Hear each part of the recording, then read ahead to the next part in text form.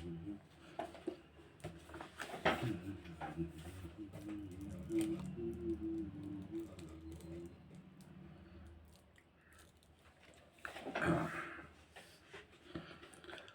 जय भीम, नमो बुद्धाय। Part 4 of book 5 of the Buddha and his धम्म।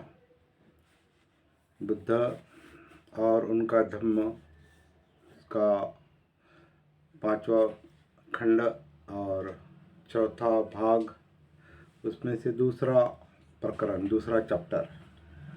कल हमने बहुत ही इम्पोर्टेंट बात पर चर्चा की, जो बॉन्ड ऑफ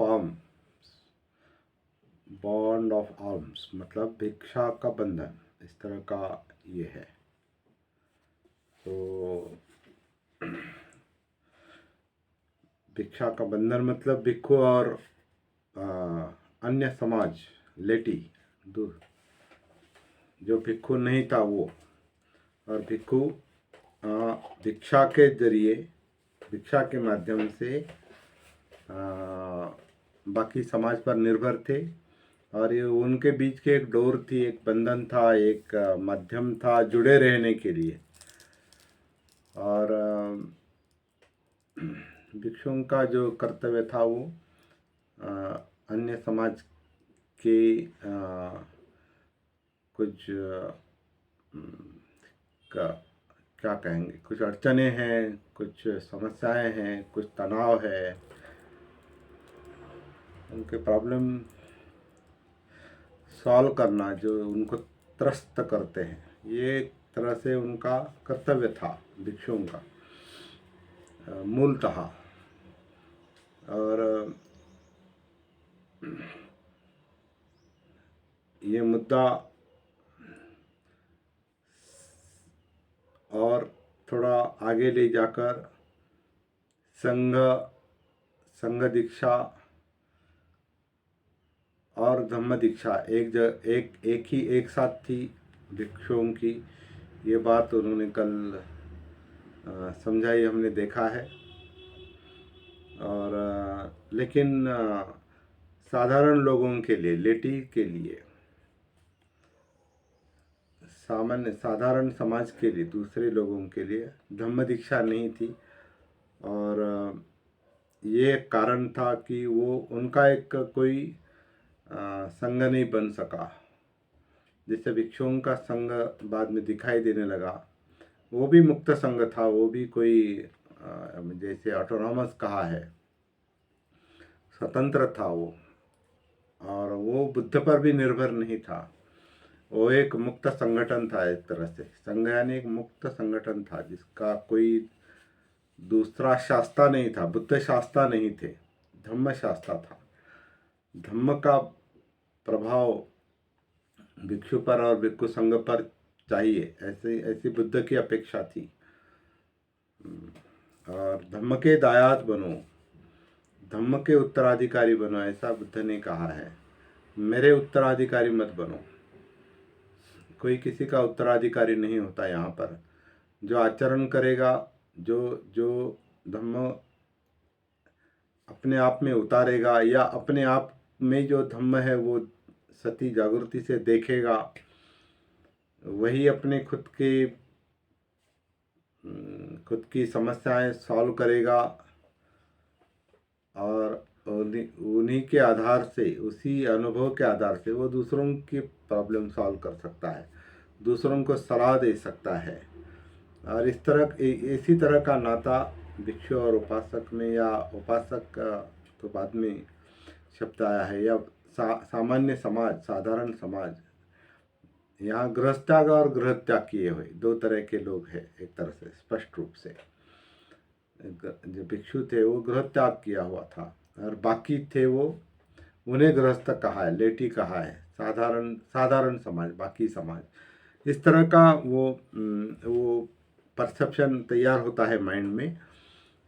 लेकिन मुख्य मुद्दा ये है कि भिक्षुओं के लिए संघ दीक्षा थी, उसमें धम्म दीक्षा आ ही जाती थी जो मुख्य थी। और साधारण लोगों के लिए धम्म दीक्षा नहीं थी। और इसी कारण से बौद्ध धर्म भारत से लुप्त हुआ, ये निष्कर्ष बाबा साहब ने निकाला है। और ये पृथक धम्म दीक्षा न होने के कारण, साधारण लोगों के लिए पृथक अलग से धम्म दीक्षा न होने के कारण वो एक धर्म से दूसरे धर्म में या एक गुरु से दूसरी गुरु की ओर आसानी से जाते थे, क्योंकि कोई भी एक नैतिक बंधन नहीं था, एक कमिटमेंट नहीं थी। क्योंकि वो दीक्षा न होने के कारण, अभी बनते संरक्षित ने बनते आनंद कौशल्यायन जी ने नीचे लिखा है कि त्रिशरण पंचशील ग्रहण त्रिशरण तथा पंचशील ग्रहण गृहस्थों की धर्म दीक्षा ही तो है। ऐसा बाबा साहब के इस विधान पर उन्होंने ये किया है, कमेंट किया है। लेकिन त्रिशरण पर पंचशील तो सभी लेते हैं, केवल उपासक नहीं तो भिक्षु भी लेता है त्रिशरण और पंचशील या उसके जो कोई शील है वो, तो वो कोई दीक्षा नहीं, वो एक कमिटमेंट है, एक तरह का भाव है, वो एक प्रतिज्ञा है। तो ऐसा एक स्वरूप है, इस पर और ज़्यादा स्वतंत्र रूप से विचार करने की आवश्यकता है। लेकिन धम्म दीक्षा न होने के कारण साधारण लोग एक धर्म से दूसरे धर्म की ओर आसानी से भटक जाते थे। और सबसे बुरी बात यह है, वो कहते हैं बाबा साहब कि दोनों या तीनों धर्म एक साथ उनका पालन करते थे।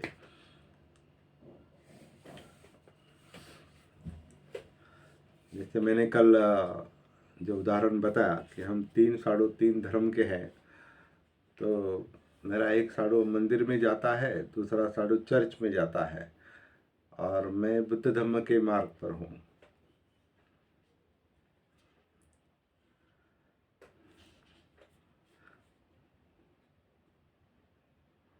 इस तरह का मामला है और बहुत सीरियस मामला है। चलिए अगला चैप्टर देखते हैं, परस्पर प्रभाव, भिक्षु और अन्य लोग, अन्य समाज, लेटी, साधारण समाज।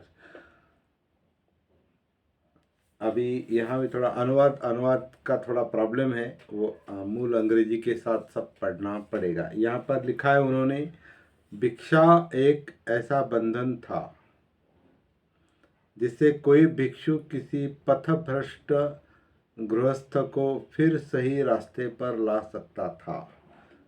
भिक्षा लेता था, लेकिन कोई पथभ्रष्ट अगर गृहस्थ है तो उसे रास्ते पर भिक्षु ला सकता था, ऐसा यहाँ लिखा है। लेकिन मूल लेखन जो है बाबा साहब का, वो ऐसा नहीं है। उन्होंने कहा है कि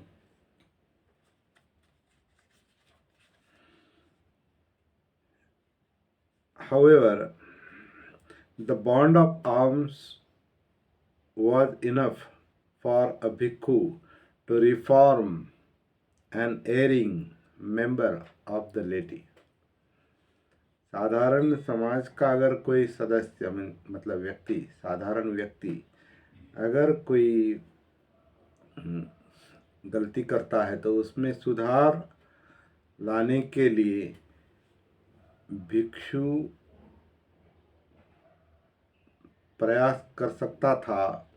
लेकिन उसका माध्यम क्या है, किस कारण वो करता था? क्योंकि वो लेटी जो है, वो साधारण व्यक्ति जो है, जो उसको भिक्षा देता है, दान देता है, तो वो एक तरह का बॉन्ड था, एक तरह का बंधन था, एक तरह से बीच का धागा था, डोर थी। उसकी वजह से भिक्षु और साधारण लोगों का संबंध था, और संबंध था इसलिए साधारण लोगों के अगर कोई समस्या है तो सुलझाने के लिए भिक्षु उसे मदद कर सकता था। इस तरह का वो नेचुरल बॉन्ड बाबा साहब बताना चाहते थे। लेकिन वहाँ भिक्षा का बंधन ऐसा था जिससे कोई भिक्षु किसी पथभ्रष्ट गृहस्थ को फिर सही रास्ते पर लाता था, ऐसा तो बाबा साहब ने लिखा नहीं है। तो ये गलत अनुवाद है या मन का, ऐसा बहुत जगह पर हुआ है। लेकिन चलिए, भाषा बहुत अच्छी इस्तेमाल की है बंते जी ने, इसलिए वो पढ़ने में थोड़ा आनंद मिलता है।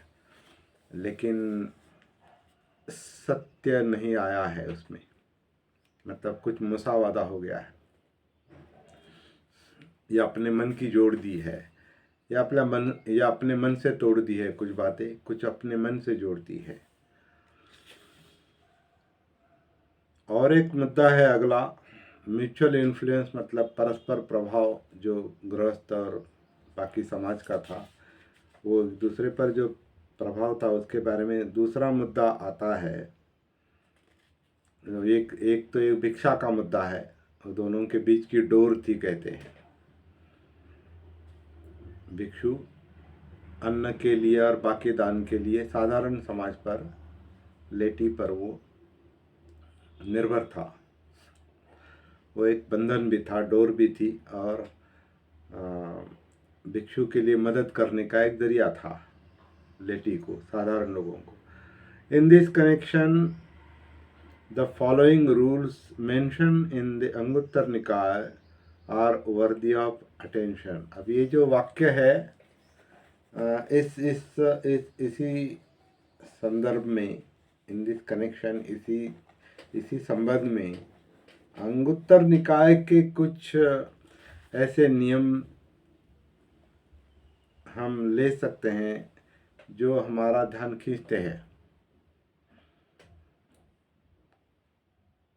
लेकिन वो नियम क्या थे अंगुत्तर निकाय के, वो पार्ट इसमें आया ही नहीं है। वो ओमिट किया गया है या हो गया है, कुछ पता नहीं। मूल अंग्रेजी ग्रंथ में ये मिस्टेक दिखाई देती है, क्योंकि वो अंगुत्तर निकाय के कुछ मुद्दे, रूल्स, कुछ नियम बाबा साहब यहाँ बताना चाहते थे, वो इसमें नहीं आए हैं, जो भिक्षु और गृहस्थ के संबंधों पर कुछ प्रकाश डालते हैं, ऐसा बाबा साहब का कहना है। लेकिन ये इसमें नहीं आए हैं। एकदम अब्रप्टली तीसरा मुद्दा ऐसा आया है कि in addition to the prescriptions, Anguttara Nikaya के जो मतलब वो प्रिस्क्रिप्शन थे, वो कुछ निर्देश थे, एक उपचार, मतलब जो जो साधारण लोगों के, समाज के जो कुछ उनकी जो कुछ गलतियां थी, या एरिंग मेंबर कहा है, मतलब कुछ गलतियां उनसे हो जाती थी, उसमें सुधार होने के लिए भिक्षु जो कुछ कर सकते थे, उसके कुछ नियम या कुछ नमूने, उदाहरण अंगुत्तर निकाय में रहे होंगे, जो बाबा साहब सूचित करना चाहते हैं, वो इसमें नहीं आए। लेकिन उसका अगला मुद्दा आया है, in addition to this prescription, इन निर्देशों के, ऐसे इन उपायों के अलावा, the laity had a general right to complain against a bhikkhu to other bhikkhus against any mischief or misconduct। तो इसके अलावा और दूसरे ऐसा एक मुद्दा यहाँ पर बाबा साहब ने रखा है, इन निर्देश या विधि या उपचार के अलावा साधारण लोगों को एक साधारण अधिकार था कि वो एक भिक्षु की दूसरे भिक्षु से शिकायत कर सकते थे। अगर कोई भिक्षु गलती करता है या गैर वर्तन करता है, मिस्चिफ या मिसकंडक्ट, अगर कोई भिक्षु इस तरह का गलत वर्तन करता है, गलती करता है, गलत वर्तन करता है, तो वो दूसरे भिक्षुओं को साधारण लोग बता सकते थे। ऐसा माहौल था, ऐसा वातावरण बुद्ध ने निर्माण किया था। तो ये बहुत ही इम्पोर्टेंट बात है। लेकिन इसके बारे में बनते ने क्या किया, क्या लिखा है, क्या अनुवाद किया है कि इस संबंध में अंगुत्तर निकाय में वर्णित नियम ध्यान देने योग्य है। ठीक है, लेकिन वो नियम कौन से है वो नहीं आए हैं।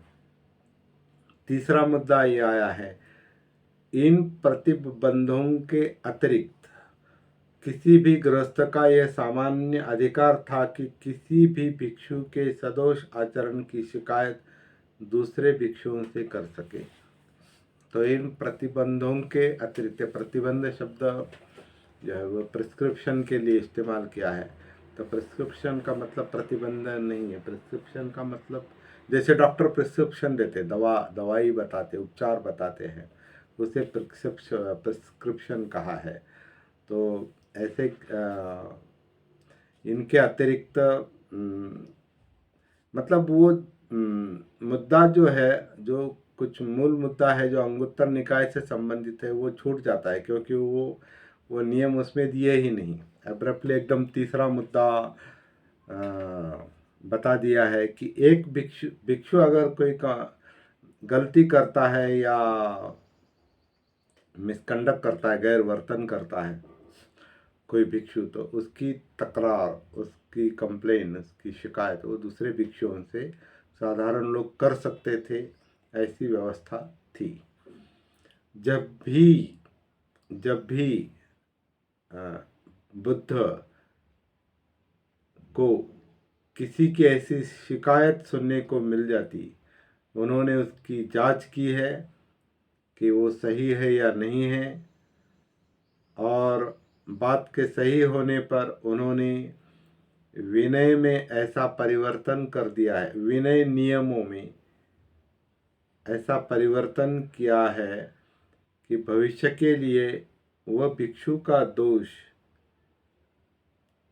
संघ के विरुद्ध अपराध माना गया है, संघ के विरुद्ध अपराध बन गया। मतलब साधारण लोग कंप्लेन करते थे, शिकायत करते थे, अगर वो शिकायत बार बार आती थी तो वो संघ के विरुद्ध दोष था उस भिक्षु के लिए, और उसकी जांच बुद्ध करते थे, और उसका कुछ परिणाम भी होता था, कुछ एक तरह के क्या कहेंगे, सज़ा, एक तरह की उसका उस परिणाम स्वरूप कोई सज़ा भी होगी। लेकिन वो मुद्दा यहाँ पर आया नहीं। लेकिन वो अपराध बन जाता था, भिक्षु का अपराध। कोई साधारण व्यक्ति अगर कंप्लेन करता था भिक्षु की, और वो अगर बार बार दोहराता है, तो वो दोष था, अपराध था संघ के विरुद्ध। ये मुद्दा यहाँ पर उन्होंने रखा, और बहुत ही इंटरेस्टिंग बात है। और ये जो अनुवाद है वो कुछ हद तक ठीक है, लेकिन फिर भी मूल जो कहा है बाबा साहब ने, इसको देखेंगे। The moment the complaint reached the Buddha and he had verified it, the relevant rule in the Vinaya Pitaka, यहाँ विनय पिटक कहा है, लेकिन पिटक बाद में आया है, केवल विनय था, विनय नियम। Relevant rule in the Vinaya was amended to make the repetition of such a conduct an offense against the संघ। तो वो जो हमने अनुवाद जो पढ़ा है वो सही है। अगला मुद्दा कहा है पांचवा, कि सारा विनय पिटक गृहस्थों द्वारा की गई शिकायतों के मार्जन का ही परिणाम है। ऐसा बाबा साहब का कहना है। विनय पिटक इतना बड़ा क्यों हो गया, इतने नियम क्यों बढ़ गए इसमें, भिक्षुओं के नियम इतने क्यों बढ़ गए, उसका कारण साधारण लोगों की शिकायतें थी। The Vinaya Pitaka is nothing but redress of the complaints of the laity। साधारण लोगों की जो शिकायतें थी, उसके उपाय में, उसका समाधान करने के लिए उस पर उपाय, उपचार या कुछ नियम बनाने की जो बनाने का जो प्रयास हुआ, मतलब जो नियम बुद्ध ने बनाए, उसी पर सारा विनय पिटक बना है। सच was the relation between the भिक्खू एंड द लेटी। छठा मुद्दा, बाबा साहब कहते थे, भिक्षु और साधारण समाज, अन्य लोग या गृहस्थ, इनके बीच का संबंध इस तरह का था। तो इस नई बात पर प्रकाश पड़ता है, और जो हम भी ठीक तरह से नहीं जानते थे। ये जो चैप्टर है, पांचवा चैप्टर, बहुत ही इम्पोर्टेंट है। जो इसे परिव्राजक और भिक्षु, परिव्राजकों से ही भिक्षु बने, ये मुद्दा बहुत इम्पोर्टेंट लगा है। और भिक्षु पर बुद्ध का भी आधिपत्य नहीं था, ये भी अलग बात है। बुद्ध को शास्ता कहते हैं, लेकिन बुद्ध कहते हैं धम्म शास्ता है। धम्म के दायाद बनो, धम्म के अंतर्गत अपना जीवन बनाओ, धम्म के अनुसार अपना जीवन बनाओ। तो धम्म शास्ता है। एक बार एक बात बताई जाती है, हमने सुना है कि बुद्ध को किसी ने उत्तराधिकारी बनाने के लिए किसी ने सुझाव दिया संघ से कि किसी को उत्तराधिकारी बनाओ, किसी का नाम बताओ कि आपके बाद ये संघ कौन चलाएगा। तो बुद्ध ने उसको नकार दिया है कि संघ को किसी उत्तराधिकारी की आवश्यकता नहीं, धम्म उसका उत्तराधिकारी है, या धम्म ही शास्ता है। अगर भिक्षु संघ या साधारण लोग धम्म के अनुसार आचरण करते हैं तो धम्म उनको राह दिखाएगा। धम्म सत्य है, और जो जागृति से, सती से, आत्मभान से इस अस्तित्व में, इस नामरूप अस्तित्व में, इस बॉडी माइंड में, इस काया में, जिंदा काया में वो महसूस होता है, जो सतीपट्ठान में आता है, काया धम्म, वेदना धम्म, चित्त धम्म, मनोधम्म। तो इस तरह की बातें अभी प्रकाश में आती है और बहुत इम्पोर्टेंट बातें हैं। यही अनुसंधान करने का काम हम फिलहाल कर रहे हैं। देखते हैं इससे क्या निष्कर्ष निकल आता है। और मेरे ख्याल से इतना काफ़ी है। मुझे लगा था अगला भी कुछ पार्ट हम लेंगे, लेकिन उस पर थोड़ा चिंतन करना आवश्यक है। और वो है भिक्षु का धम्म और उपासक का धम्म। धम्म ऑफ भिक्षु एंड धम्म ऑफ उपासक, ऐसा क्लियर टाइटल है। बंते जी ने उसको भिक्षु का धर्म और उपासक का धर्म कहा है, नहीं, धम्म ऑफ उपासक, धम्म ऑफ भिक्षु, धम्म ऑफ उपासक, भिक्षु का धम्म, उपासक का धम्म। इस पर हम शाम को थोड़ा विचार करेंगे, और तब तक के लिए रुकते हैं। आज के लिए आपके लिए इतना काफ़ी है। शाम को मिलेंगे। जय भीम, नमो बुद्धाय।